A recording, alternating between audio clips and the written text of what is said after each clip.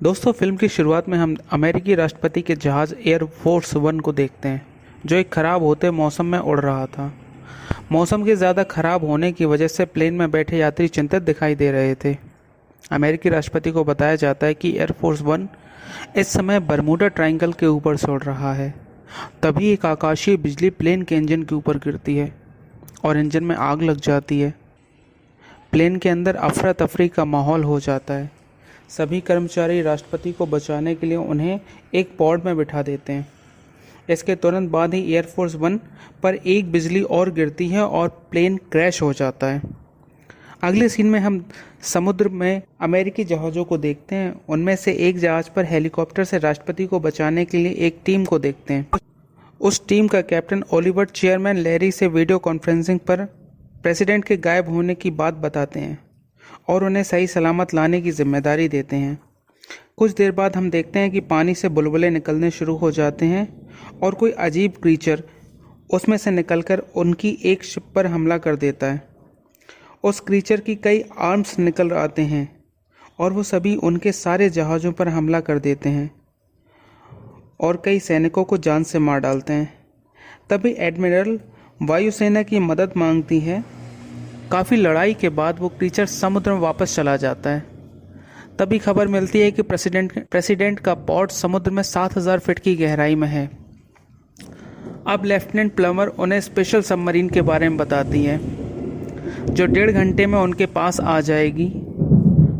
Oliver और उनकी team बेसब्री से सबमरीन का इंतज़ार करते हैं। तभी उस सबमरीन का कमांडर बार्कले वहां आकर अपना परिचय देता है और उन्हें तैयार रहने का ऑर्डर देता है।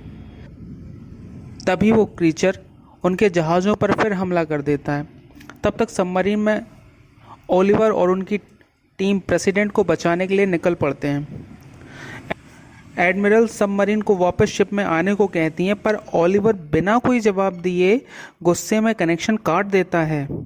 कुछ दूर गहराई पर जाने पर वो क्रीचर ओलिवर की सबमरीन पर हमला कर देता है, जिससे कमांडर बार्कले घायल होकर बेहोश हो जाता है।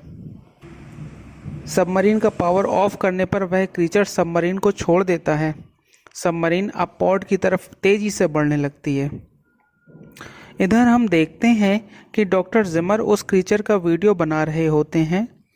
तभी वह क्रीचर डॉक्टर को मारने के लिए उसका एक टेंटिकल आगे बढ़ाता है और डॉक्टर का पैर पकड़ लेता है, पर एक सैनिक उस टेंटिकल को कुल्हाड़ी काट देता है, जिससे उस क्रीचर का एक हिस्सा डॉक्टर उस जीव की जांच करता है। तब उन्हें पता चलता है कि बिजली पैदा करने वाला यह जीव अंतरिक्ष से आया है।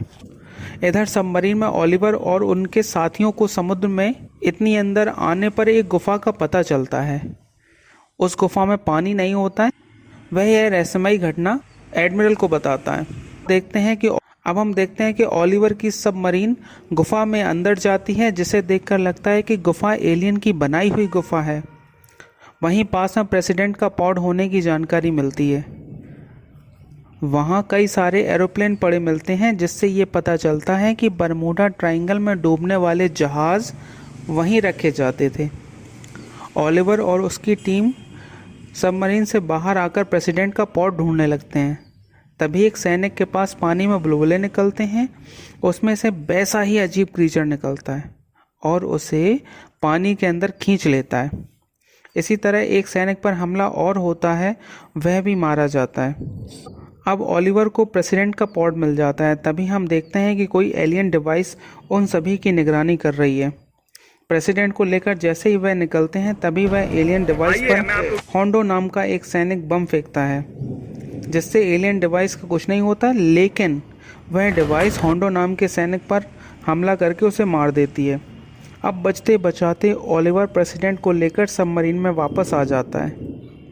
जैसे ही वह निकलने लगते हैं, वह क्रीचर सबमरीन को पकड़ लेता है। किसी तरह वह क्रीचर से छूटकर वापस शिप में आ जाते हैं।